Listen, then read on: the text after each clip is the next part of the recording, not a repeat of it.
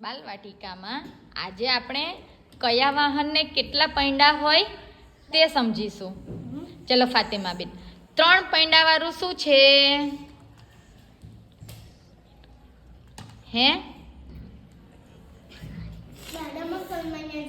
3 પૈંડાવાળું શું આવે? હા, શું આવે?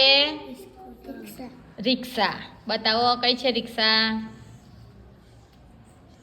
હા, રિક્ષાને જુઓ કેટલા પૈંડા છે? કેટલા પૈંડા છે? 3.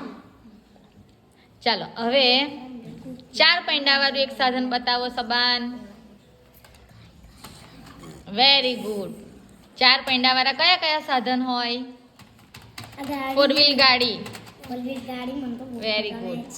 ચાલો ઇસ્માઇલભાઈ બતાવશે. 2 પૈંડાવાળા સાધન બતાવો. કોને 2 પૈંડા હોય છે? 2 પૈંડા કોને હોય?